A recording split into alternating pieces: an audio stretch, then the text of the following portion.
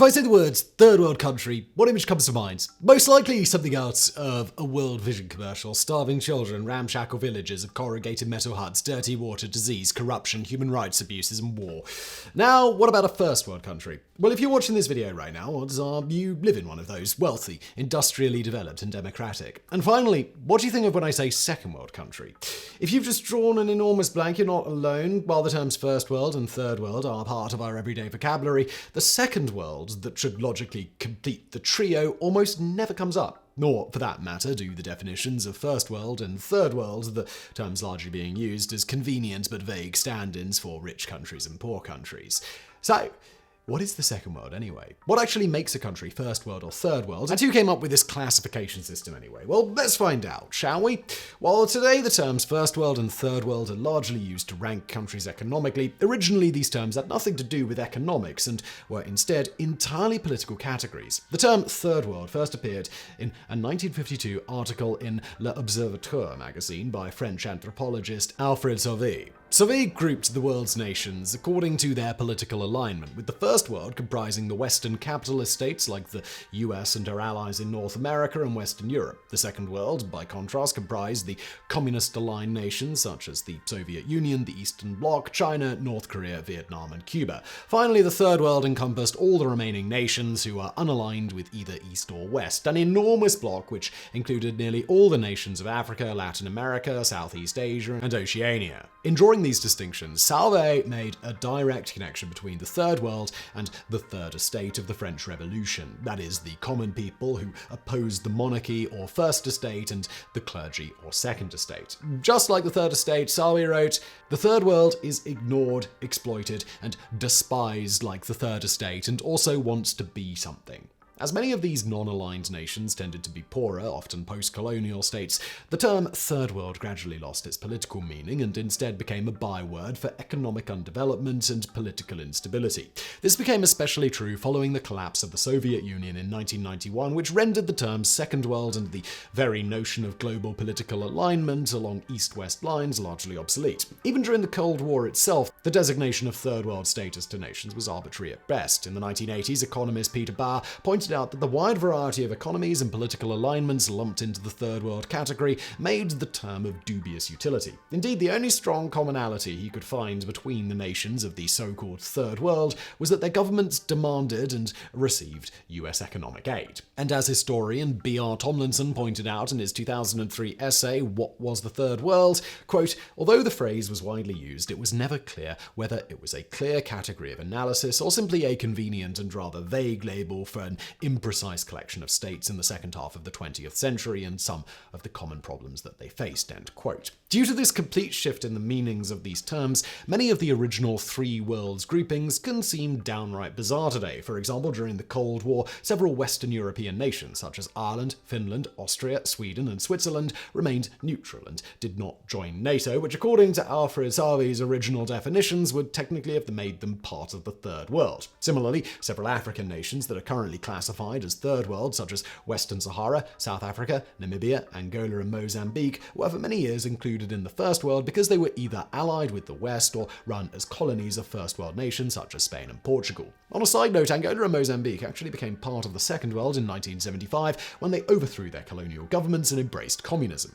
Now, while today the Second World is hardly ever mentioned, even more obscure is the category of Fourth World, coined in the 1970s by Chief George Manuel of the indigenous Shaswat people of British Columbia, Canada. According to Manuel, the Fourth World comprises indigenous people and other cultural entities that exist outside of formal nation-state boundaries. So what does this mean for us today? How do we determine what makes a first world or third world nation? Although these terms are still widely used in everyday discussion, many economists and global development experts argue that they are outdated, derogatory, and reinforce negative stereotypes. Today, the preferred term used by the International Monetary Fund, World Bank, and World Health Organization is developing country. The WHO and United Nations further divide this category into developing and least developed, while other analysts use the categories low income and lower middle income or LMIC countries. Another popular term that has emerged in recent years is the Global South, referring to the fact that a large proportion of the world's poorest nations lie south of the equator.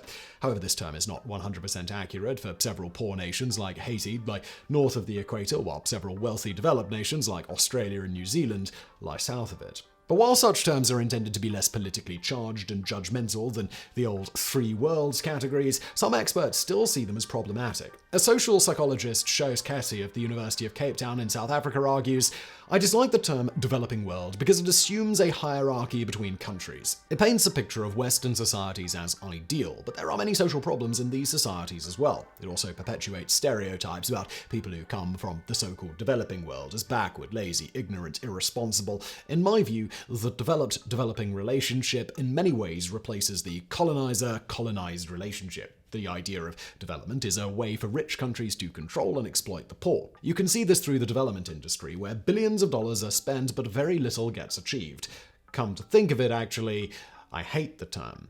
In response to such criticism, some experts have come up with yet another alternative, the majority world, a term which acknowledges that the vast majority of the world's population lives in so-called developing countries, with 80% surviving on less than $10 per day.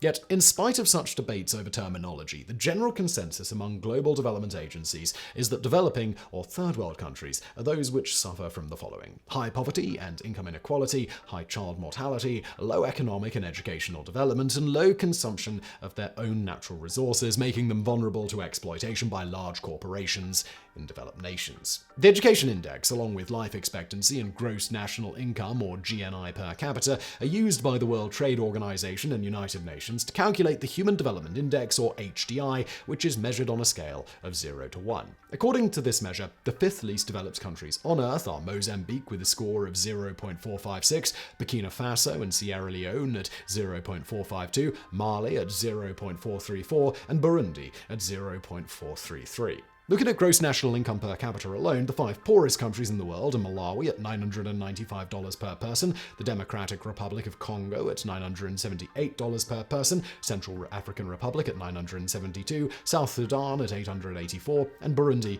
again at $783. Another measure of a nation's development is its record of human and political rights and civil liberties. According to the Freedom House Freedom in the World Index, the five least politically free countries on a scale of 0 to 100 are Eritrea and Turkmenistan at 2, Tibet at 1, Syria at 0, and South Sudan at -2. Finally, according to Reporters Without Borders, the five worst countries with regards to freedom of the press are, with 0 being completely free and 100 being completely hostile, Saudi Arabia at 66.37, Egypt at 68.88, Eritrea at 72.36, China at 80.43, and Syria at 82.05. What these numbers reveal is that, surprise, surprise, the world is a complicated place and difficult to sort into categories as neat and tidy as first, second, and third world. For example, while supposedly first world countries like China are economically developed, they score low in terms of human rights and freedom of the press. And while many supposedly third world countries are indeed economically underdeveloped, in many cases community ties and traditional social safety nets are far more developed than in first world countries. In conclusion, nations are made up of people, and if there's one thing certain about people, it's that they refuse to play by the rules.